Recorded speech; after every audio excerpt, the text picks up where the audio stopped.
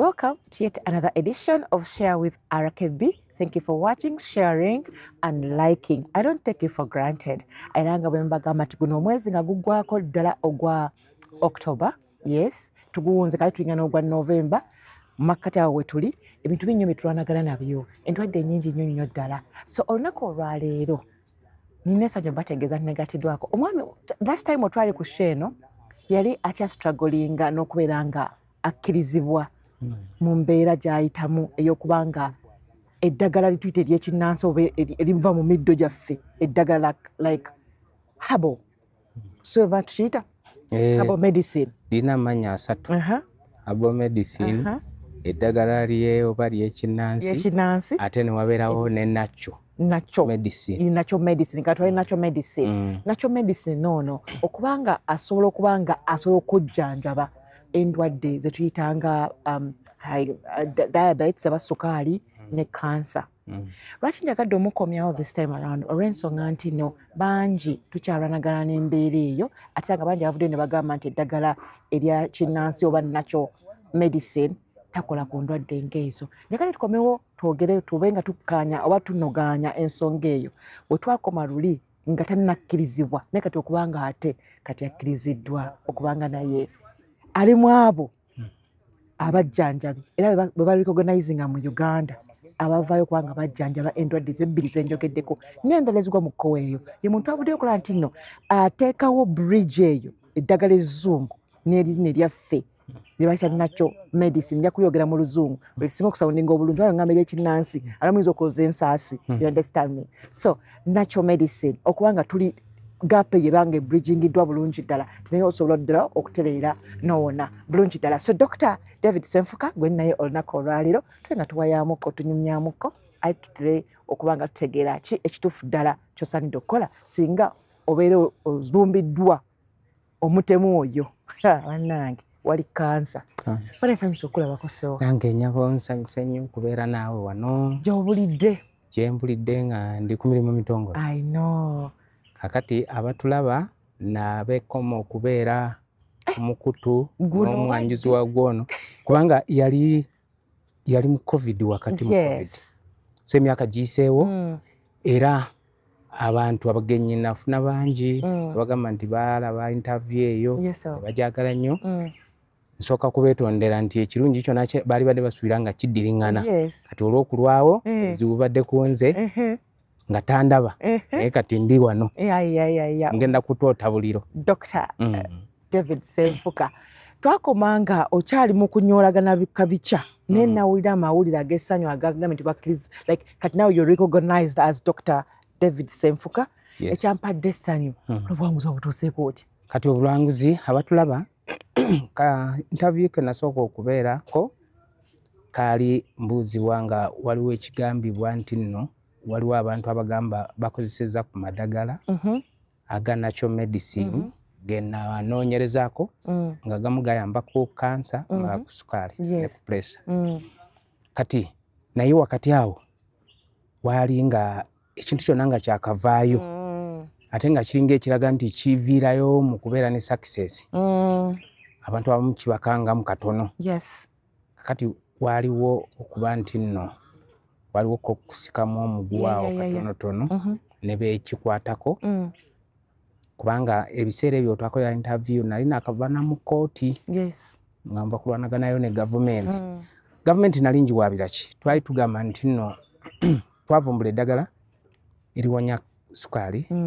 n'eddala erigambibwa nti liyambye abalwadde ba kansa ne tugenda mu laboratory za gavumenti ziri Wandegeya ne tulikebera ne bakola lipooti kati lipooti ezo wezimala okukolebwa ne zivaamu nga zisobola okuyamba twawandiikira gavumenti nga tuyita ministry y'ebya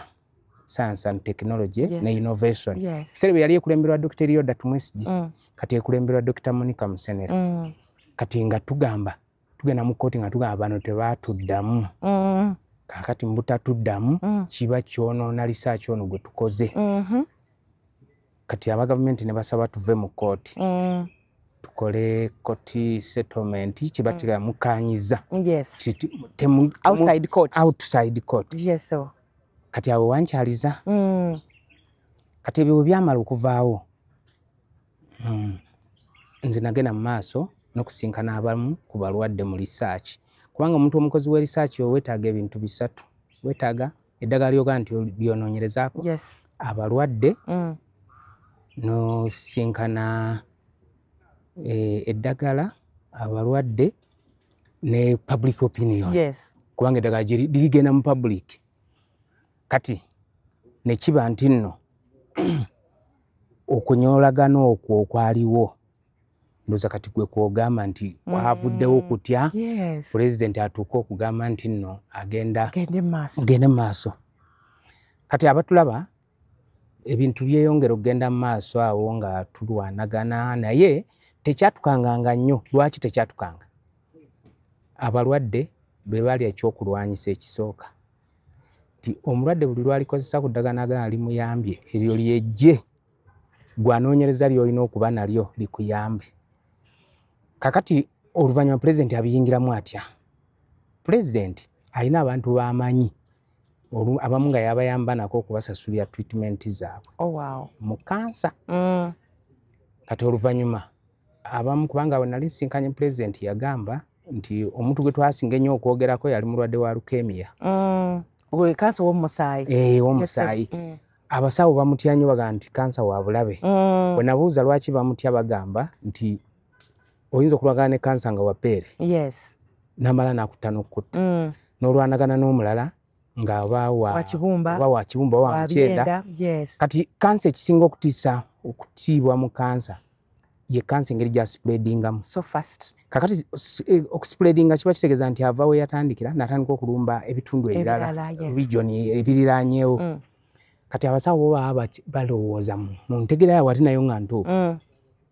bw'abanga onaatandikidde mu bbeere tumutya lwakwagala kusaasaanya bitundu birala kati ate ow'omusaayi ali buli wantu omusaayi guyingirawo buli wantu kati abo bo ne bagamba nti oyo wabulabe nnyo kati pulezidenti oyalaba omulwadde oyo oluvannyuma n'amusasula n'agenda n'ebweru n'avaayo ndooza nga response ntono kati bw'ajja wano omuntu oyo n'ansinkana akusinkana nga pulezidenti yamusindise oba akusinkana ku bibye agamba yali mbalala nasinkana omuntu mu motoka mukwano gwe n'amugamba gwe kuni ng'oweddewo ngambadde bweru nagenda kunzijanja omuntu oyo professional mu Uganda mu poliisi naye nga bamanyiganye ne pulezidenti era bwe yalwala yasaba ku buyambi ng'abalala babusaba pulezidenti n'abumuwa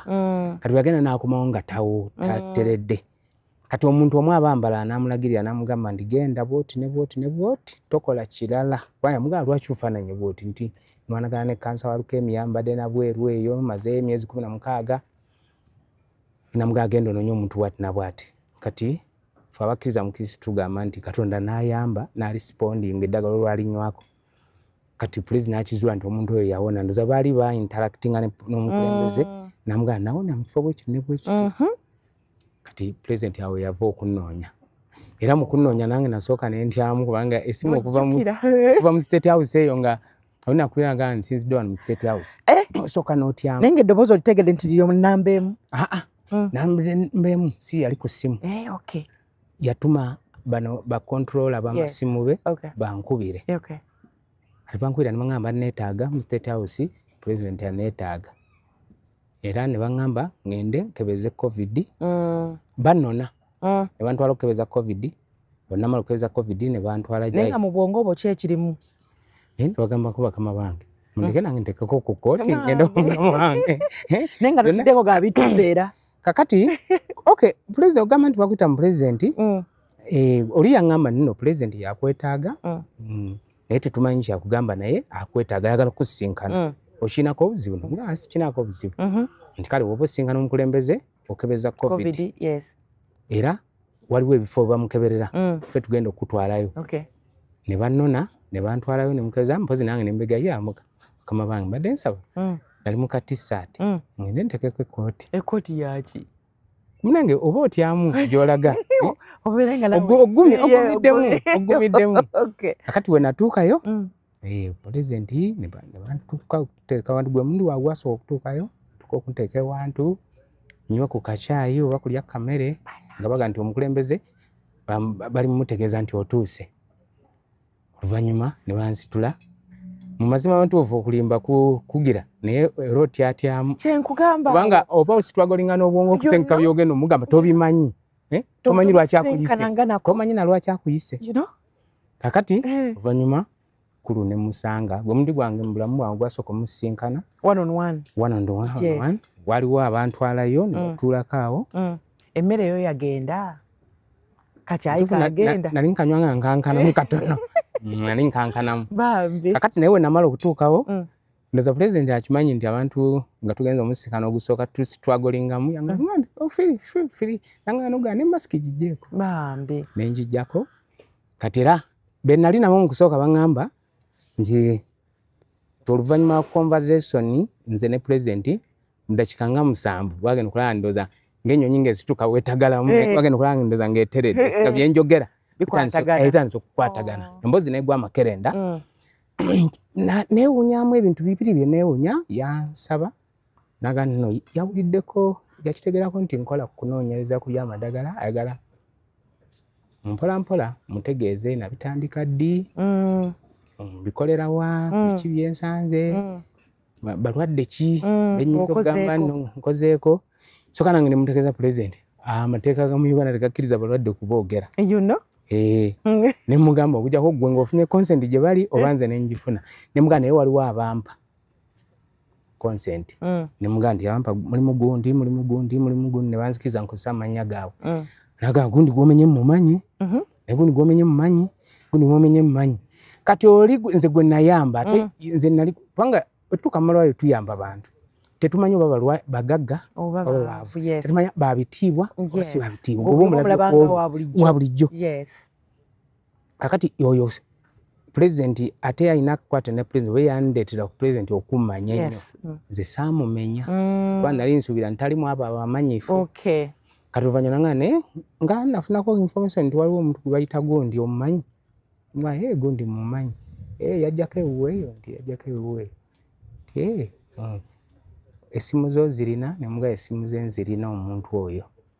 muga mbadde nsaba ozimpeeko mukubire muga ndi wano naawe ddawo bakumanyi ne muga essimu z'abasirikale bo bazinzijjako ne mugamba essimu zo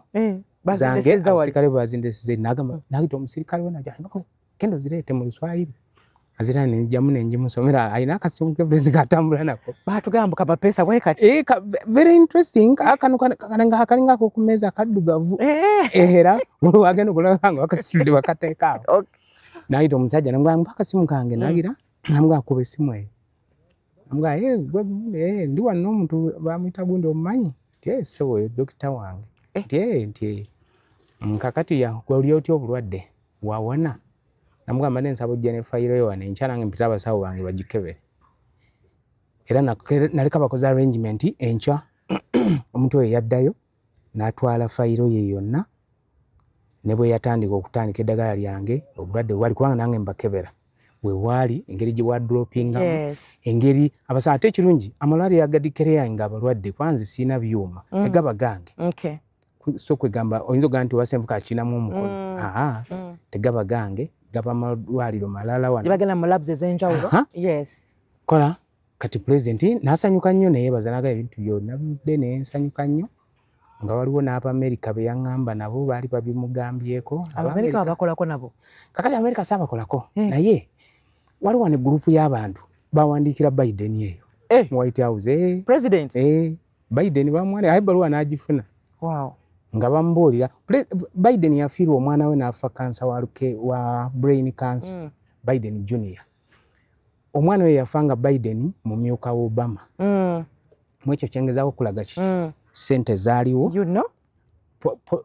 political powers nga yali naye esobola okuyamba Air Force esokudduka neveine etuuka wano nemuleeta wano ekibajja naye yaliwo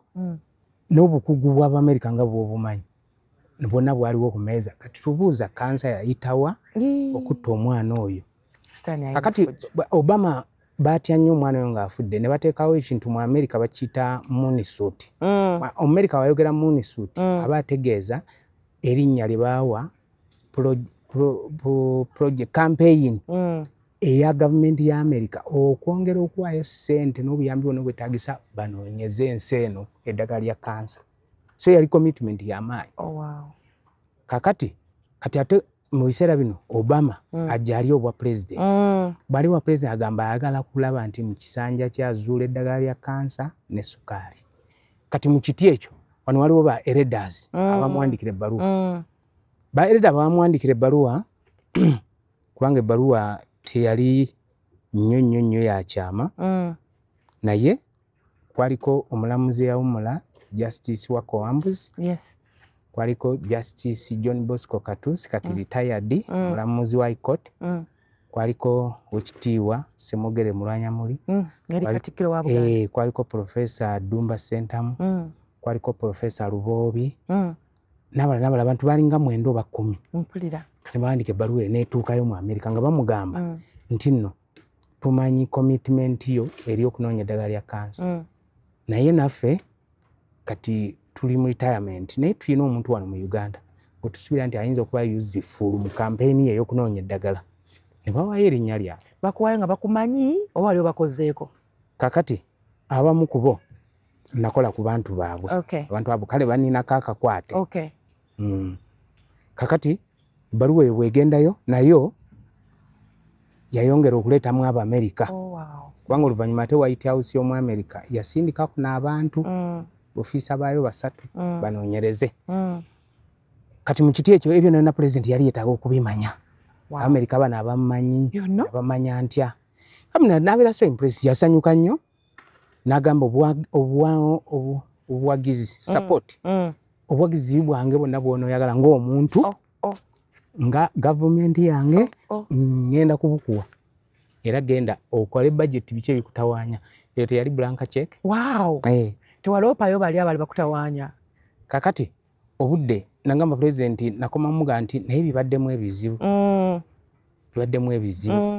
president no ebintu ebimu bimanyi president kyasinga okuneewuunyiza president buli kantu akatambula mu Uganda naye nali mbuuza omuntu nemugamba n'ebyo president amanya nga lukyayogedde kyesuubira kumanya n'agamba bambega kukera kumakya kutuulaawo ne bamubuulira biki ebigenda mu ggwanga biki ebiriwo waliwo very interesting babeeranga ba student bamubuulira abeera aweya kati nakwa blank check kati naneebaza n'akwatayo ekirabo n'akimpa brown envelope kakati envelope kwana struggling nayo jijja ku musikale yaje tiko jituza ku motoka nange ogikuba mu motoka yange yali ezitowamuko katono president agamba nti president agamba mutabani wange nti leta lete balu base mujimusitwe ko muzituze mu motoka era mwalimu opapulanga bupya mpulira wiki eyo nange nali mpita kuli kasoka kati mbufunze president n'alagira n'agamba nti nno ataddewo akakiiko akagenda okuba olujegere wakati wange naye okwangu okumutuukako n'alonda vice president era ekifaananyi ekyo ogenda kukikuwa kiraga abakyuya fact president jokingire yayita vice president era alina byakola naye yali mu state house namugamba do you know this younger boy namugamba simumanyi namugamba kale jangu obeere mu kifaananyi kyaffe naye nja kukubuulira si muntu mutono nga bw'omulaba so kati n'atugira president n'agamba nti nno ye abadde muwagizi wa bya sayansi naye abadde Katonda tanamukubagiza bulungi biveemu ekintu naye ekiyinza omweyagaliza mugamba naye bijja omupagira sayansi yentegeeza kati president yakoma ekyo waayita ewiiki emu nga maze omulaba nga tonana kuvaayo ku wiiki eyo wano waliwo twakosa opportunity okuyoya by'obadde oyayaanira ebbanga nayoya kubanga omukulembeze yali yaŋŋambye manyi olina byolaakinga bwegenda obiwandika byonna mbisupporting in fact yagamba nagano sente ezisobola okukola ebintu by'eggwanga ebyomugaso nga mmwe byemuvuddeyo nabyo tezirimbula ate teziritubula weziri so kati waayita ewiiki emu president ne bampandiikira ebbaluwa nga bagamba nno president Nakyobe yagimpandiikira mama Nakyobe ye muwandiisi wa cabinet wetuula ye secretary waayo ampandiikanga nno president ayanjulidde nti olukuŋŋaana lwa cabinet olwaggwa president yalwanjulira nga byasobola okusinkana era n'agamba n'asaba nti nno akuinviting mu cabinet ogiwulire ebizibu byo cabinet as a government ebifandinge kakati neŋŋendayo mu cabinet wetegeka otya that day neetegeka naye maama Musenero wayita Monica Musenero ne General Lucy Achengi minisita w'ebyobulamu Achengi bali bamaze okumpita eno ku minisita w'ebyobulamu ne bambulira nti kati eri gye tulaga bayinza okubuza kino weteekete kino bayinza okwagala bayambe ebizibu ki ne banteekateeka kati nagenda okugendayo nga ninamu obuteeketeeka obwo naye era nabo baali ku kimu naye pulezidenti yeewuunyaamu kimu kubanga ye mukuntwalayo yalowooza nti antutte anyanjula eri baminisita be kati oluvannyuma jokingire pulezidenti agamba Ssenfuka nalowooza nti nkuleese kwanjula mu baminisita bange naye nga balabika nti baminisita ate bakumanyi okunsinza kubanga buli minisita yayimiriranga mugamba nze mmanyi omuntu yagendayo n'anywa eddagala n'awona nze mmanyi omuntu omu minisita yayimirira mu maaso ga pulezidenti n'amugamba natwalayo maama wange n'awona sukaali n'olwaleero maama wange mbadde njja mupimye sukaali ng'ali ku 4 yawona yali mukadde pulezidenti kimusanyula nnyo okuba nabali bamanyi kati pulezidenti agamba kale mugenda okole budget biki byagala tusookereko ti awo wetubadde mu mazima amatuufu pulezidenti abadde committed nnyo kubanga n'ebikwata ku ebyo engeri gy'ayambamu yagamba nze njagala obyecoordinatinga ye yennyini amasimu yageekubira pulezidenti nga yakubira gwe pulezidenti abadde agankubira ate kati kino kino kati nkusindise wagundi ogende olabe akulindiridde kino ate waliwo n'abagenyi abaava mu Amerika pulezidenti n'ayita naye abakugu okuva mu Amerika bajje batwegatteko engeri y'okulaba nti nno eddagala lino likolebwa liveemu bulungi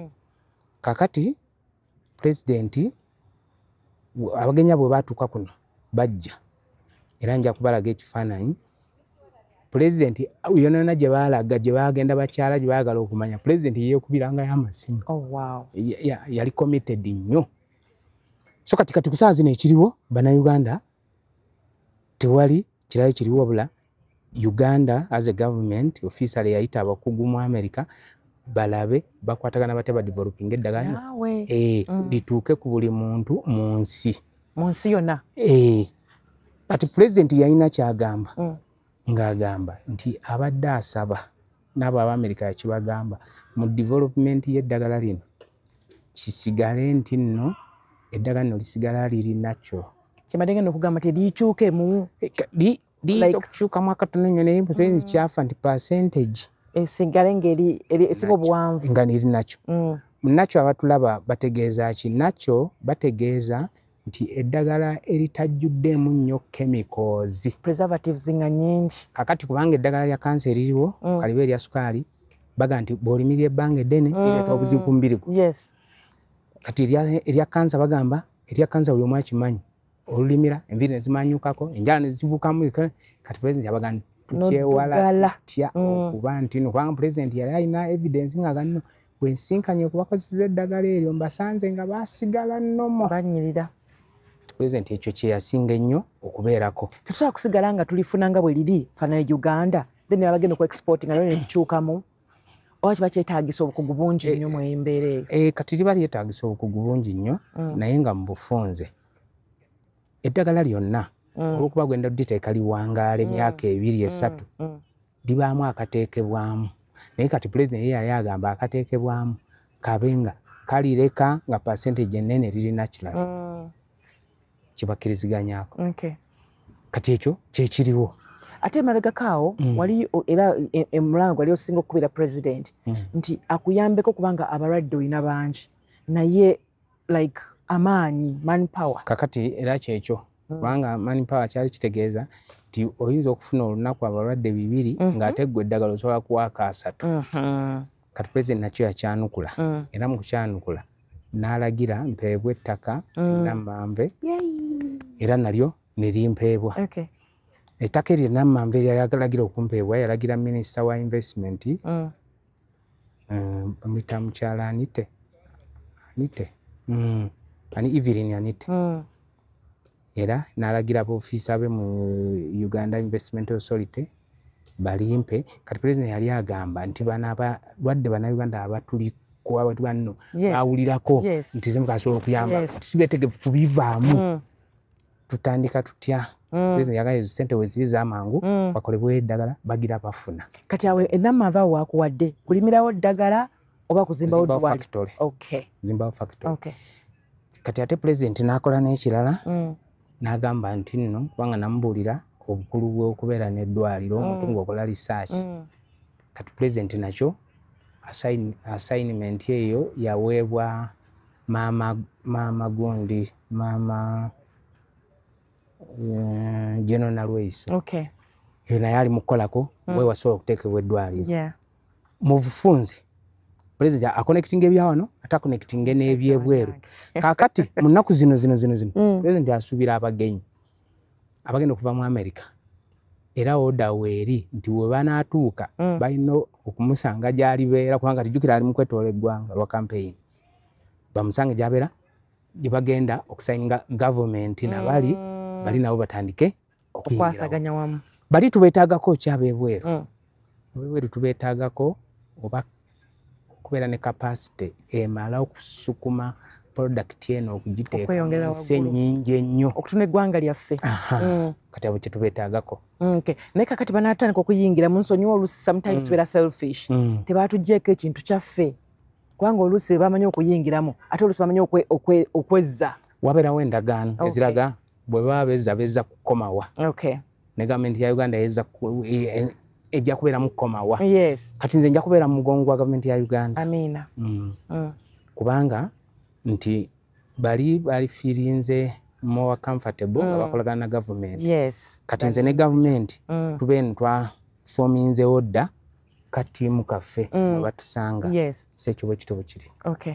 kati bino ffe tugenda kuddamu okusigala nga tukyajja nga tubali tujja mugenda kusigala nga mukyajja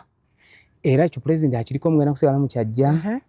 otunaba tuvudde Kasubi nga pulezidenti afunye ekifo ekirala ewagazi kubanga ebizibu ebibadde Kasubi abimanyi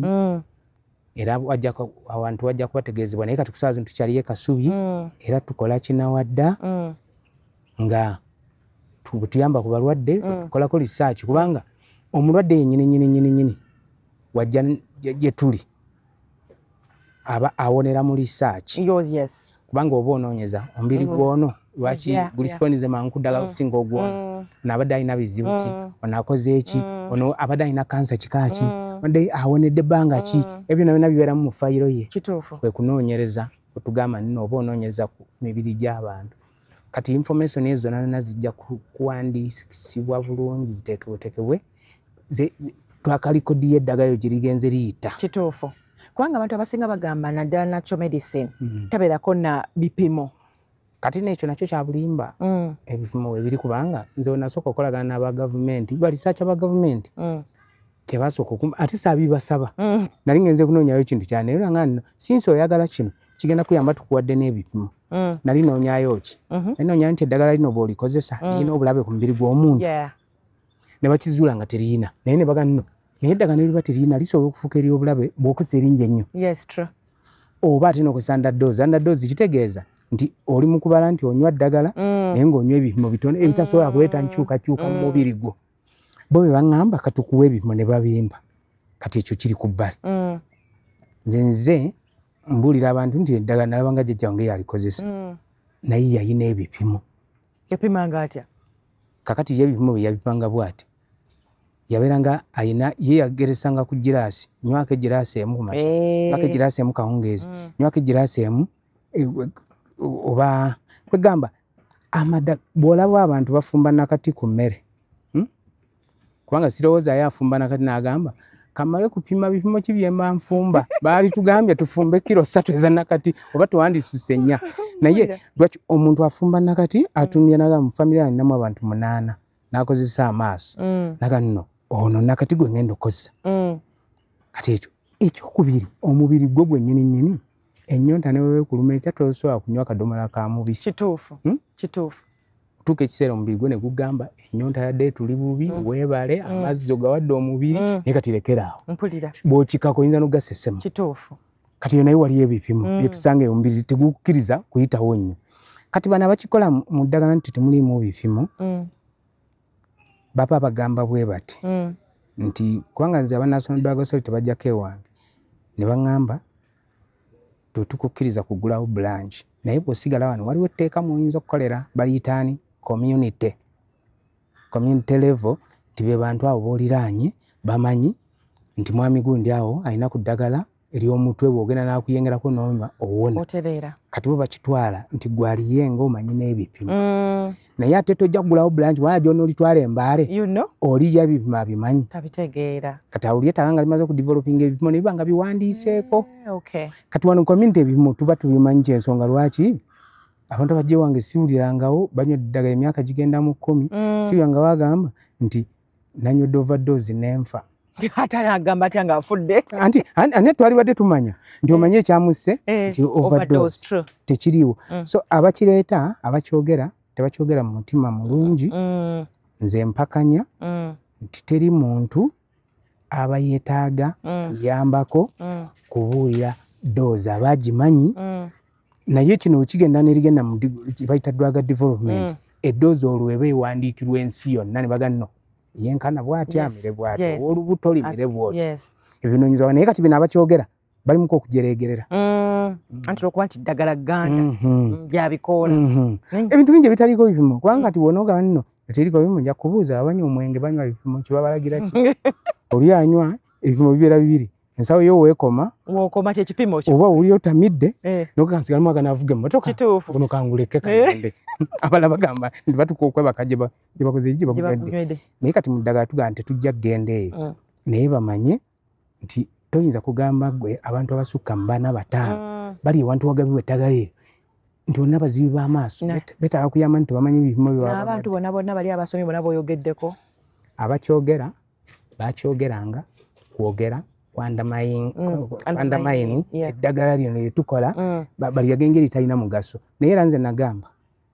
ekyo nakyo ddembe lyabwe. Kati kinaba gye tuli tuleeta amadagala tugateeke ku mibiri gy'abantu balabe enjawulo. Kyokka kijja kumala. Kituufu. Ekyo kikuwa kyakuyiga ki okuba nga omuntu ajereegerera ekintu munnayuganda kyavumbudde? Kakati waliwo wano enkola Katikkiro yali akyogera nali ndaba Katikkiro ng'agamba nti abazungu bwe bajja baali balungi bajja n'ebirungi ebirala bye twenyumirizaamu ebirungi tubitwale mu maaso ebyakajanja tubireke. Kati ebimu ababyogera babijja kaba nga kajanja kajanja. Kati ye n'alowooza nti buli ekiva mu bazungu kyekirina okubeera ekituufu. Naye kati mu bya kansa eyo simanyi mu sayidi endala mu bya kansa kizibu kubanga n'abazungu bagambye omwana wa Biden afudde. Biden mu Amerika gye tusuubira power buyinza bwaliwo buli kintu kyonna power political power biki sente afudde. Kati ebya kansa byo biraalamukko. Kati Dr. Senfuka omuntu alina okukozesa eddagala lyo alina kuba na sukaali yekka na kansa talina birala kye biwonya mu mubiri. Kakati ebirala nabyo weebiri naye omanyi kati mu university abasinga okugendayo bajjayo n'ebirala naye abasinga okugendayo baba banoonyayo tuyite bukugu obwo ekibulaga nti n'obukenkufu obwo obufunye ofunayo diguli. Kati nange bwe najja nina mwe najjira mwe muliwa najja mu bya kansa na sukaali n'ebirala nyinza okuba nga mbikolako era wondeetera n'omulala najja ne tumukebera. Waliwo abajja nga balowooza balina kansa nga si yeeye. Waliwo wane amakebezo ga kansa gayitidde buli abantu abagenze mu Bachina oli najja nga akaaba Abachina bangambye kansa bula katono okusinkana omutima nfe bambi. Katungira nga otidde omulala yali afukamira ku neebaza ayino nga musirikale yangamba ali ku basirikale abakuuma pulezidenti ne mugamba nti tonneebaza sente ezakukebedde zizo nkebedde ne nkugamba toyina kansa kati siina njogedde ekyensuubirwa okukola. Era kyamazima sikusanya. Kakati ekyo nakyo weekiri naye kati ku ssaawa zino abasinga okujja ewange batera kundeetera bya kansa olw'ensonga ebya kansa bibadde bizibu ng'abantu bakozesa amadagala mangi tegarisipondinga ne sukaali. Kati badde naye nga n'ebirala abasawo balina abasobola obikolako naye bye balirala bagamba bagenda mu basawo ebyo babifuna. So nga tuwumbawumba Dr. Senfuka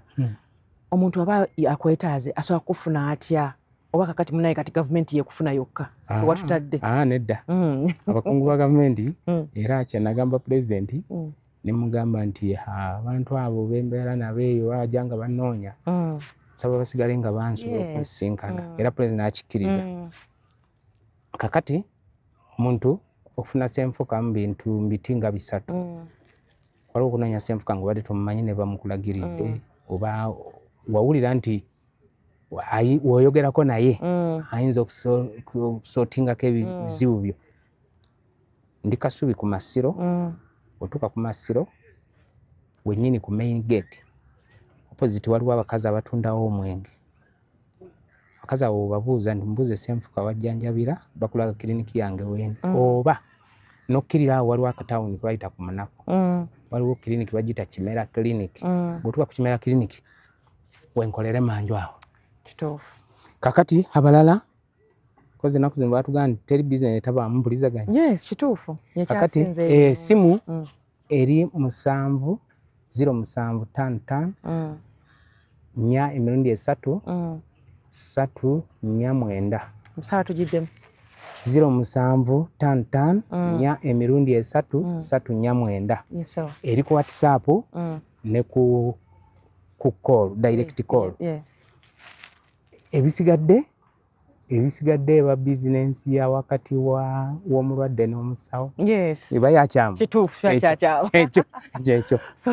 yazizajja olwakadde. Nange nebaza abatuwuliriza tubasaasira. Naye omulwadde yenna owulira ekikuluma n'oba tosoose kujja wange oba tuze wange gwedduka mu basawo. Abasawo banamala okutegeeza nti kansa yakuluma. Ate teweetuma nti mpulira ekintu kimyansa alabika kansa. Nabyo abasawo tebabikkiriza. Omusawo akkiriza ekikuluma nga naye amaze ekikebera nakikonfaminga nakisayininga. Ate naawe totukolako nga tumaze kwekebera. Tontandikako. Kikutandikako kubanga bwe mba njayo ebyokulwanyisa ngenda kukuba kyendage. N'okutegeera omulabe. Omulabe yaliwa yenkana ki. Kati nange bwe mba ndeeta ebyokulwanyisa ndeeta byenkana ki. Waliwo omuntu yali aŋŋambako emabegakaawo nga nsaba temwami Ssenfuka asobola okumpeeza eddagala e Dubai azodde mpeesa South Africa. Byonna bino bisobola. Kakati balikkiriza ku nnyonyi. Ku nnyonyi tebaligaana naye ekizibu kye twateekawo ffe ne tugamba okuwa omulwadde eddagala yenna odesigninga treatment. Kudesigninga treatment kwe kumanya nti omusawo wakebedde alaba nti kakuteekako drip ya quinine akuwa amakenda ag'okumira nnaku 3 gye tuta design ya treatment. Kyandibadde kyetaaga nnyo omusawo akulabeko. N'amaaso gano galaba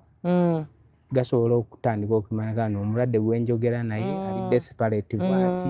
amala mukansolinga ebyo omusawo byonna byetaaga. In fact nga tonnamuwa ddagala kunywa golooza nigenda muyamba enakusooka bwongo bwa bwongo ddagala ly'obwongo obwo bukulema togenda mumuwa kubanga ajja kuba akalinywako olunaku olwo naye ebigambo byo tebyankutte bulungi mubabira ogenda okuwulira nga ate ali wa mulala ate ffe tutereera. So neyazanyo olwakadde pompadesewo nange